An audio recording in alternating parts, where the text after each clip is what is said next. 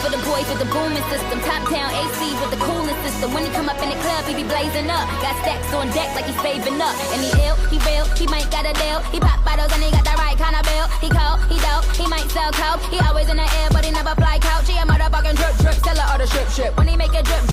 What up, what up, what up? This is your boy Ty, and this is my interview for the ScoopEntertainment.com. What's good? I want to give a shout out first of all to Mr. Tyrieak. Thank you for even considering a brother like me, and we're going to get right into it. So first question is, who is Ty? Who am I? I'm a brother. I am a friend. I'm a lover. I am a nephew. I'm a son. I'm a uncle. I am a makeup artist. I am a YouTuber. I'm many things. I am an intelligent black young man from Brooklyn, New York. I'm born and raised. Yeah, I'm just a regular individual, man. I'm just a regular brother from the hood, chillin'. When did I start making YouTube videos? I started my first YouTube video was December 13, 2008. I gave a shout out. I was just trying to knock the edge off and get used to and get accustomed to making videos. And it's funny watching that video to this day because I was so nervous, and it's just so funny to watch. The next question is, what was my childhood like? My childhood was cool.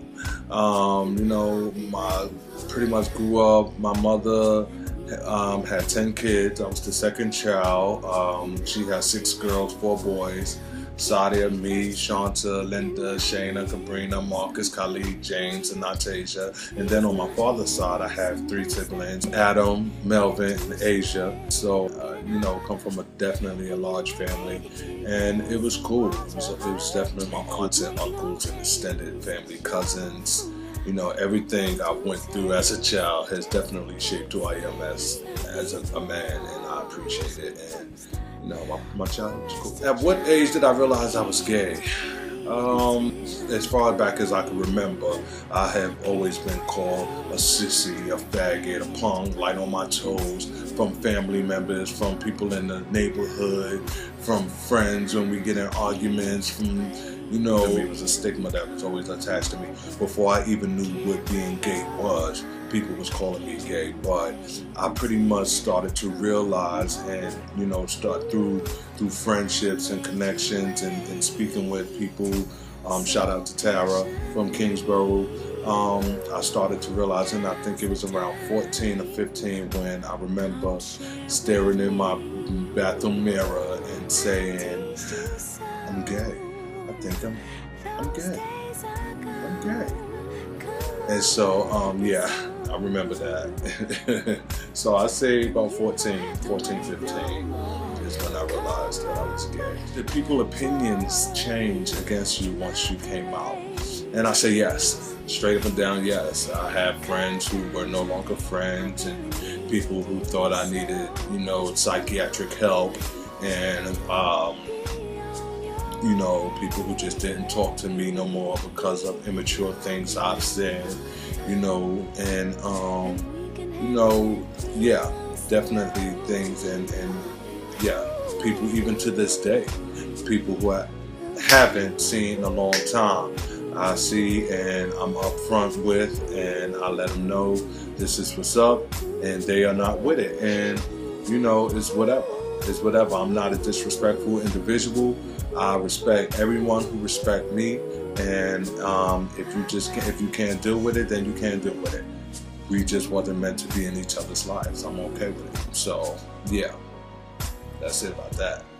Back to the 5 Black Guys. When did you first discover the group, and what were your first thoughts? I'm not sure exactly upon when I first discovered the group, but I remember they were brought to my attention. I started watching them, and they had a couple of cute members, and a couple of entertaining members, and a couple of insightful members, and you know, I definitely, you know, was captivated, and remember one particular video by Alonzo Larone that definitely was deep and you know, pretty much had me hooked.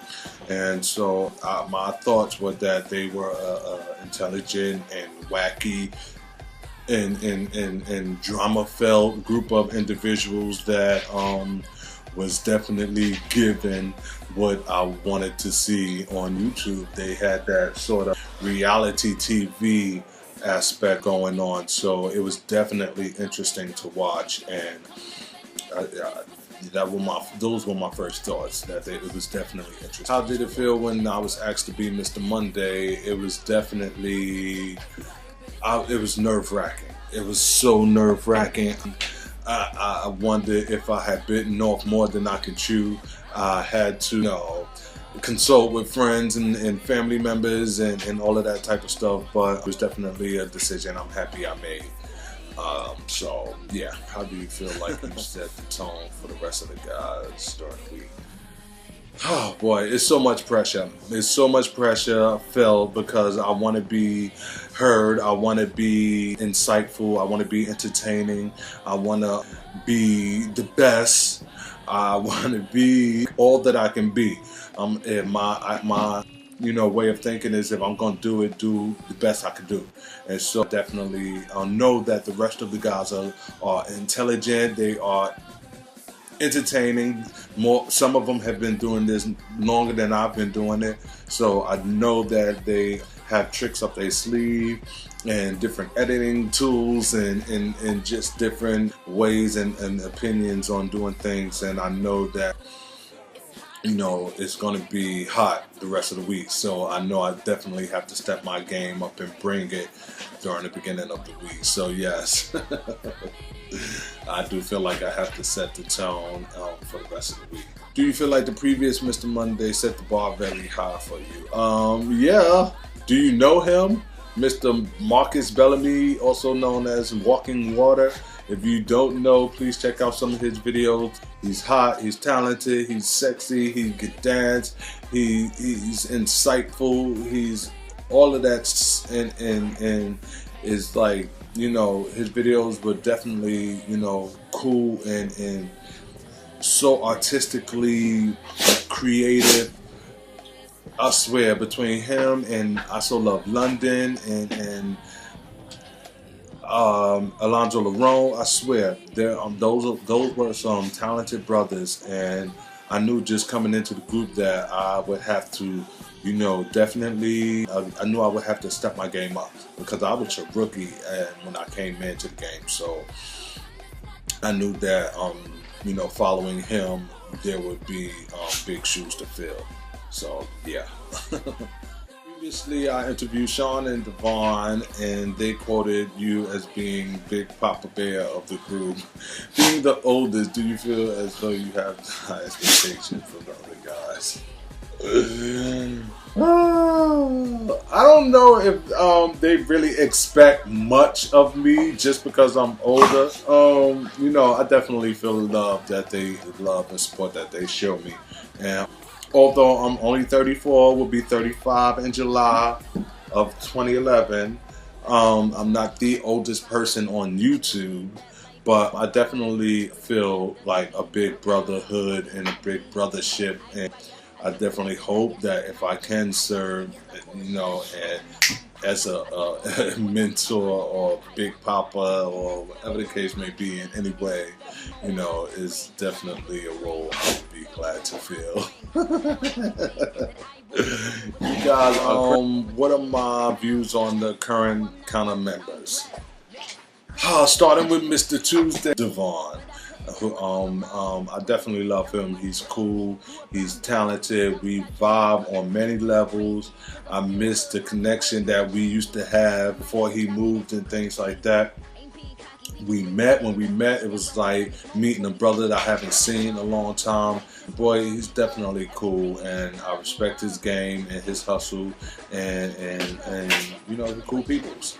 Mr. Wednesday, Amari Neo. It was definitely a cool brother. If you are a long-time viewer and subscriber of the 5 Black Guys, a couple of years ago, I believe it was, I made a video with Devon, with Amari Neo and Through the Out Cold. and it was hilarious. And so we definitely have YouTube history together. He's a cool brother and definitely intelligent, and you know, he has his connections with everyone in the group in his own way, and you know, he's definitely a cool brother, and he's a welcome fit into the group. Mr. Thursday, Mr. Stevie Vision. Mr. Stevie Vision, it's been a couple of months, a little over a couple of months now I've been knowing him, and he's definitely a cool brother. He's definitely cool. We vibe on the phone a lot. We you know, speak on the phone a lot. We vibe. He's a cool brother. I respect his hustle. He's musically talented, and we have that, you know, sort of in common. I love music. I, you know, have a little singer, a little Pavarotti inside of me. So, you know, I definitely respect his hustle as far as that. And he's a cool brother. So the more I get to know him, the more I'm appreciating the bond that we are, you know, acquiring. And then last but not least is Mr. Friday, Mr. Sean QT. And it's not much I could say about him without sounding like I want to fuck him. But in all actuality, he's just a cool brother. I love him. He's very cool. He's smart. He's intelligent. Well, that's the same thing. He's entertaining. He's creative. He's a cool brother. He's definitely, in my eyes, the glue that holds this current group together. I pretty much look up to him in a lot of ways as a big brother. Yeah, Sean is definitely cool. I definitely love all the guys in the group right now, and you know, as much as I love everyone else in the previous group that I was a part of. So yeah, everyone is cool. What do I feel the overall mission of the 5 Black Guys is? I feel pretty much it's simple. I feel our overall mission is to be a voice for those who may not have someone to speak to, may not have someone to listen to. We always encourage, you know, interaction with our viewers. So if there are topics you wish that we address, we are definitely always willing to partake in that. So we definitely feel like we are a voice for the community, and wish that continues on. So it's as simple as that. I see the 5 Black Guys in 5 years. I see them as a continuing institution. I feel it's a platform for gay black men from across the country to share their views on issues that affect the LGBT community. There are not a lot of members, a lot of people who do this in a positive aspect. So I definitely feel that and hope that the 5 Black Guys can be continuing positive voice in the LGBTYT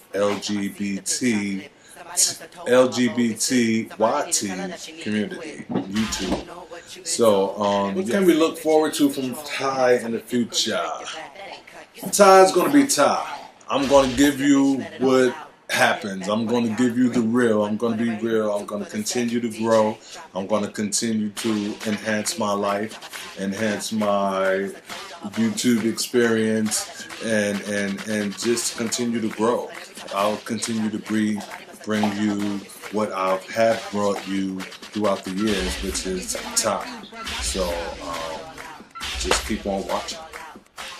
Do I have any last parting words for the fans and viewers? My last parting words, I and the 5 Black Guys definitely thank you for your continual viewership, your continual subscribership, and your continual love. The love and support that you all show. You branch out and you find us on Twitter and Facebook, and you continue to show love and support, and it's definitely appreciated. And we definitely thank you. We thank you. We thank you. We thank you. So yeah, that's pretty much it.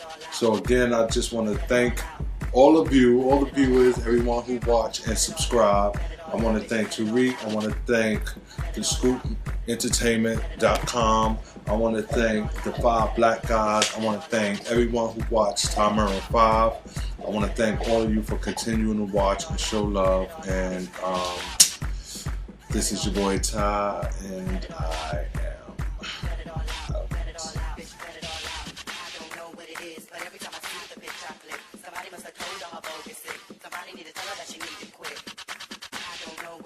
But every time I see y'all bogus sick.